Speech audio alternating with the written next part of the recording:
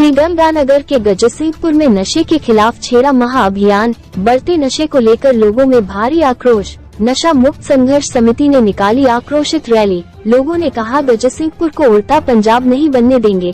Police को ultimatum देकर दी चेतावनी। नशा माफिया पर त्वरित कार्रवाई करेंगे। पुलिस ने आम नागरिक से सहयोग की अपील की।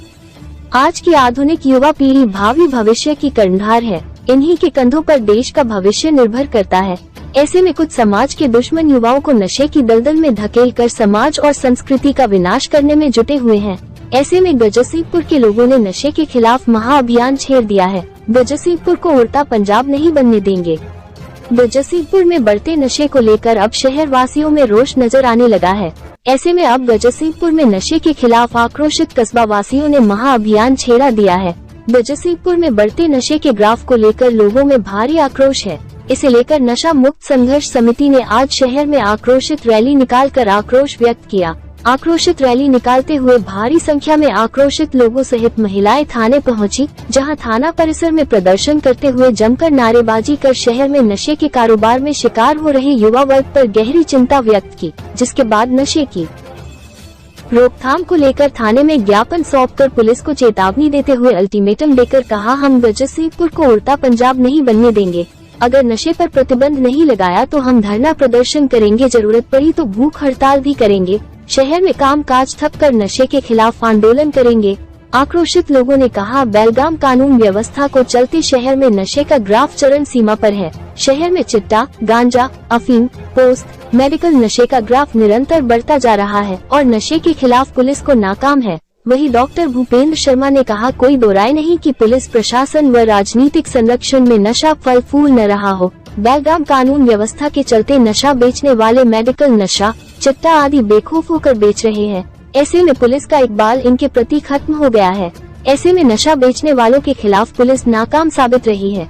अब हम सब ने मिलकर नशे को जड़ से मिटाने का संकल्प ले लिया है। श्रीगंगानगर व अनूपगढ़ जिला हेड DL सारस्वत की खास रिपोर्ट।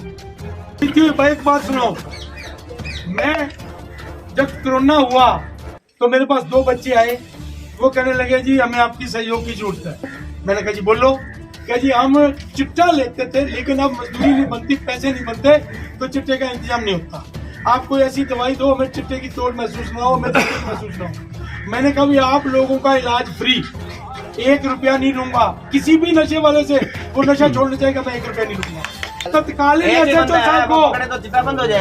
SHO साहब को मैंने ये कहा, मैंने कहा, साहब हमारे गजसिंहपुर में आज से पहले चिट्टा नहीं बिकता था। कारण क्या है कि मैंने 2 चोर पकड़े थे और वो चिट्टा लेके आते थे रेशनर से।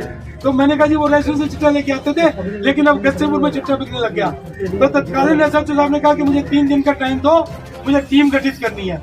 मुझे बड़े दुख के साथ कहना पड़ रहा है कि अगले दिन ही वो आदमी जो कि मैंने सिर्फ SHO से बात की थी, वो आदमी मेरे पास आ गया कि आपने मेरा नाम लिया जी चिट्टा बेचने का, मैं तो बेचता ही नहीं। हमें इतना दुख हुआ कि हमारी रक्षा के लिए जो बनाएगी फोर्स है वो हमें ही बर्बाद कर दी। इसके लिए आपका कोई भी स्टाफ का आदमी है, हम उसका जुलूस निकालेंगे, हम उसका विरोध करेंगे, लेकिन हमें ये चाहिए हम आपका सहयोग दिन रात करने के लिए तैयार है।